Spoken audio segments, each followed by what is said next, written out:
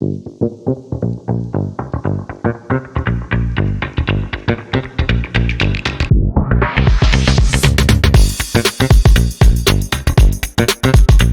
everyone, welcome back. Today we're taking a deep dive into something super practical, especially if you're a shed enthusiast. Yeah, you've got your shed, you love your shed. You've got all your stuff in there, but then you've got unwanted guests trying to get in. Exactly. We're talking about keeping those critters and embers out. And that's where these Vermin and Ember Profiled Seals from ShedBlog come in, right? Exactly. Those things are awesome. Now, we've been poring over ShedBlog's FAQ on these seals. Oh yeah, tons of good information there. So we're going to walk you through everything you need to know for a nice tight fit. Yeah. First off, these seals are designed to fit most Australian steel cladding brands.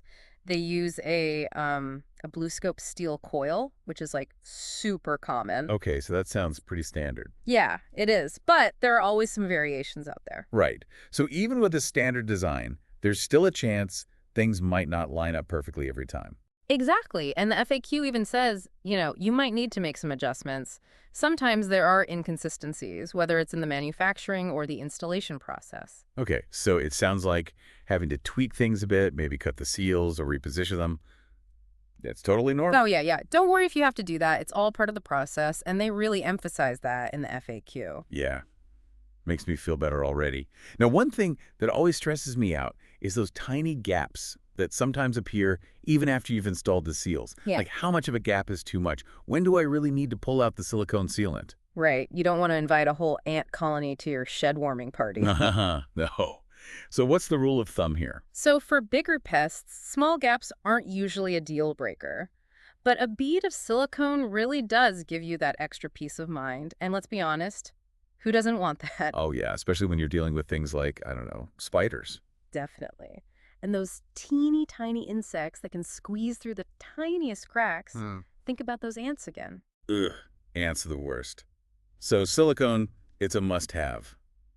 Okay, but what about this whole mismatch profile thing I've seen in the FAQ?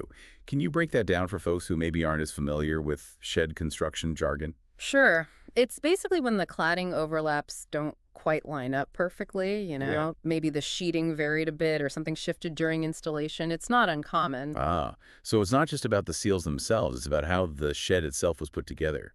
So how do we deal with those mismatched profiles? Silicone can definitely be a lifesaver there, particularly for larger gaps. Oh, so silicone is our best friend in this situation. It definitely helps. But the FAQ also mentions cutting the Vermin and Ember seal itself to get a perfect match. Whoa, wait a minute. You're saying we can actually modify the seals themselves? Yep. Depending on what kind of seal you have, a saw or a grinder might be the way to go, or even snips. The FAQ actually tells you which tool's best for each type. So it's like a little bit of custom tailoring for your shed. That's really cool. Okay, let's move on to attaching the seals to concrete. Seems basic, but I feel like a lot of people could trip up on this. What does ShedBlog say? Clean, dry surfaces are absolutely key no matter what method you're using. So that means no dust or moisture getting in the way? Right. They recommend nylon pins, silicone again, or even builder's glue for a really solid hold. Sounds pretty straightforward. Yeah. Any other tips or warnings? Oh, yeah. Especially if you're new to this whole DIY thing, be super careful when you're drilling near the edge of the slab. Don't want to crack it. Oh, yeah, I've done that. Definitely not a fun experience. So glad the FAQ points that out. Okay, last question. What if someone's still in the planning stages of their shed build? Are there any alternative products they should be thinking about? Maybe stuff that gets installed during the construction itself. You're thinking ahead. The FAQ does talk about options like Vermiseal PVC, steel Vermiseal, or Z Vermiseal. Vermiseal, Yeah. like built-in protection.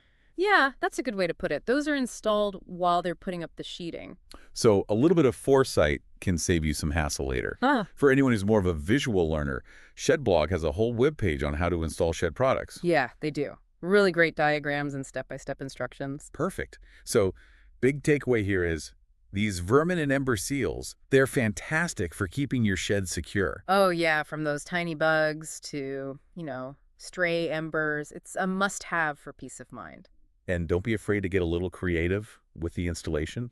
You might need to make some adjustments. Yeah, a little snip here, a little silicone there, and you're good to go.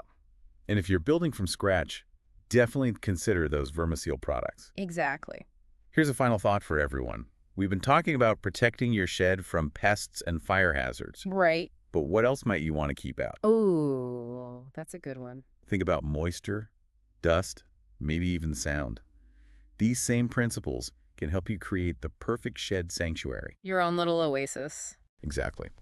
All right, everyone. Thanks for joining us for this deep dive. We'll see you next time. Bye.